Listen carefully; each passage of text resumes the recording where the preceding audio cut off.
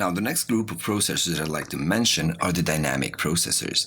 These processors actually affect the amplitude of our sound.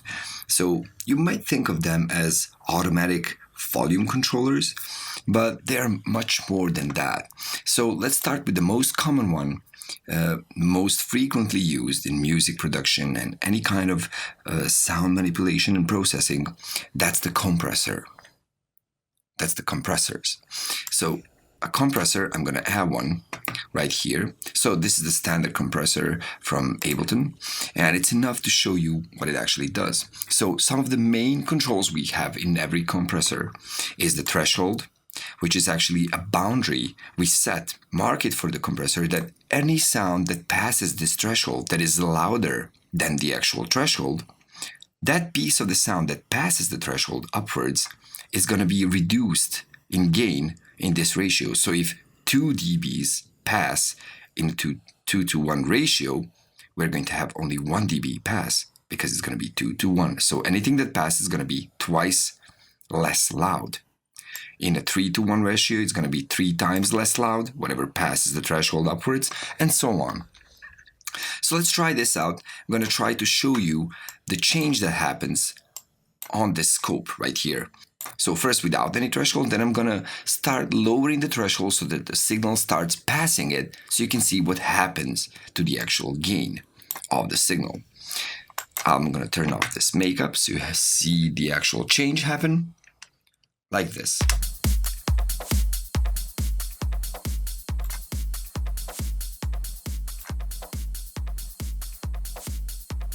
So you can see the change happen on the actual scope. The signal has gotten quieter. We also have this gain reduction meter right here, the yellow one, pumping downwards. That shows us how much we're actually reducing the gain of the signal to respect the boundaries we set, to respect the threshold and the ratio parameters. Now, another really important factor in compressors are the attack and release times. So these parameters are time-based.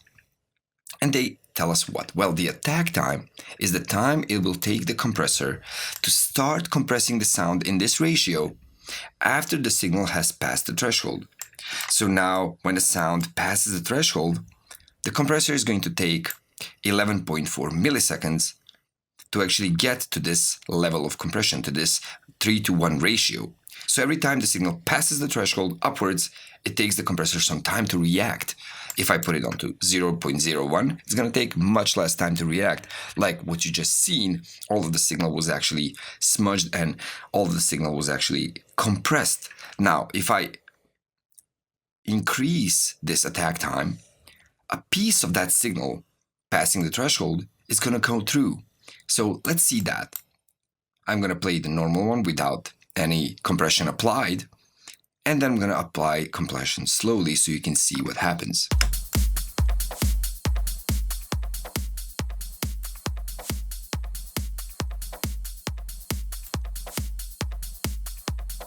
So you can see the entire signal has actually been compressed.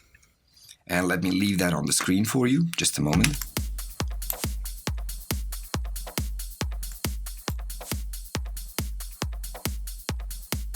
So it's just the beginnings of those transients that actually pass through the compressor, through the threshold first.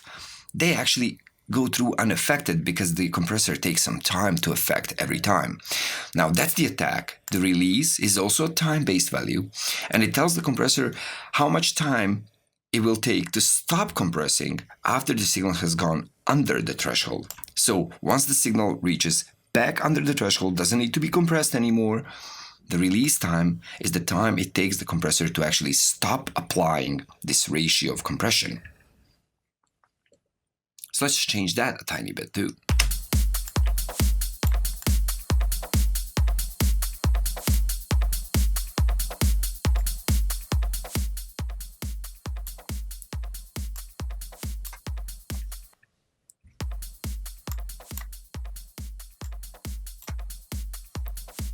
So you see with the release so long, the compressor doesn't even let go at all. You see it takes a lot of time to let go and stop compressing. You can see it by the gain reduction meter right there.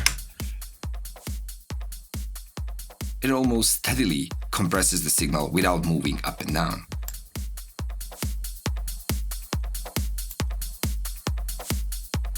And when I lower the release setting, the release time, you see the compressor actually gets to come back, stop compressing, and start compressing again once the signal passes the threshold again. Those are the main components and the main controls we have in almost every compressor, not all of them. Some of them are really specific, like emulations of all the gear.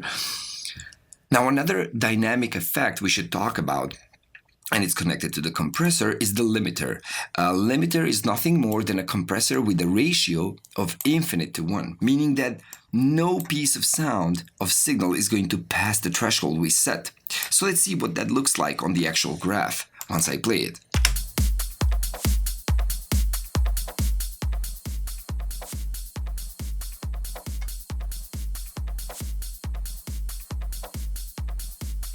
So you see the signal has been really flattened out completely, so no piece of signal is ever going to pass the threshold. That's limiting for you. So those are limiters, and we even have them as special separate processing effects, not just as pieces of compressors where we can actually drive the ratio all the way up to infinite to 1. Limiters today are really complex in how they actually achieve this limiting and this really hard compression they do without introducing too much artifacts or distortion when doing this too hard. But we will get into all of these when we start talking about dynamic processors specifically in one of the levels. Now, another really important tool is the gate, or should I say noise gate, because that's the more popular term. The gate is somewhat similar to the compressor, but it does a different thing. We also have the threshold, we also have attack, release times. We don't have the ratio because ratio is always 1 to infinite, so the opposite of a compressor. Now, what does that mean? Well, that means that on a gate, if a signal passes the threshold, surpasses the threshold, being louder than the threshold, it's let to go through and nothing is being done to it. So the opposite. The gate affects the signal that's under the threshold, that's not louder than it. So the signal quieter than the threshold is being pushed even further downwards. So it's being even more attenuated. And that gives us ability to do what? Well, when the threshold is minus infinite, the signal passes through unaffected, just like this. Normally. So now as I raise the threshold, you will see that more and more of the pieces of this drum beat are going to not go through. So we are only going to hear the loudest parts of this drum beat. Let's try that.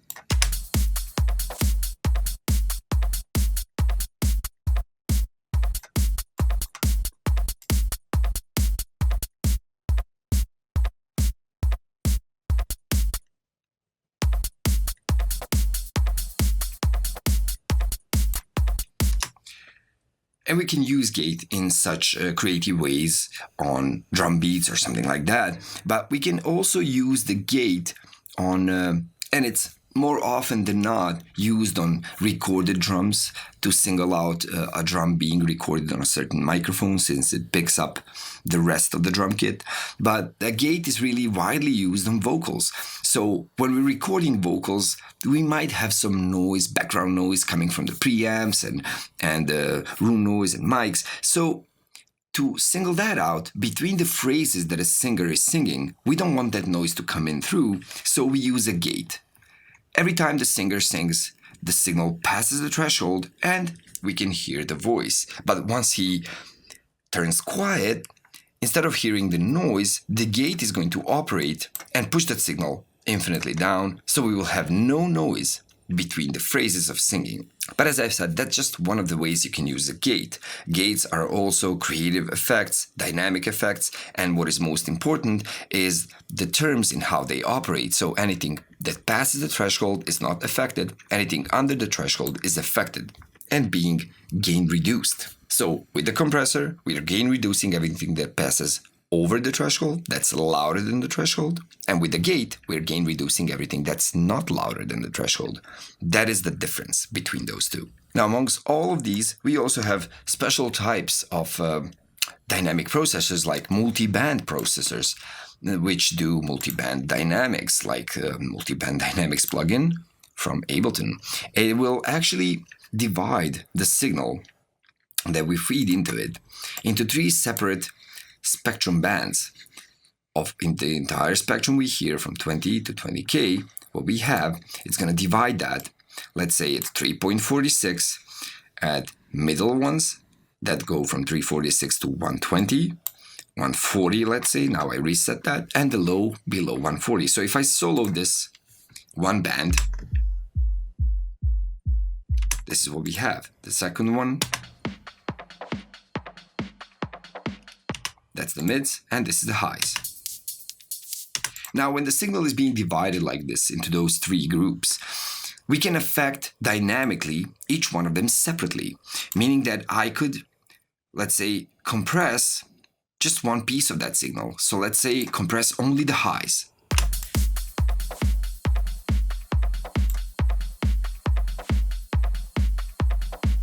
Or I can compress the highs and the lows, but don't touch the mids, just like this.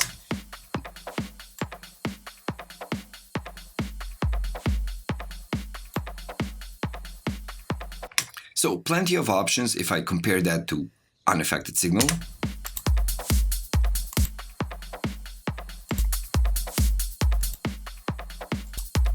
You see the change being involved right there. So a lot of different options we can do with dynamics, and dynamic effects are really diverse. But more about that in our dynamic processing level.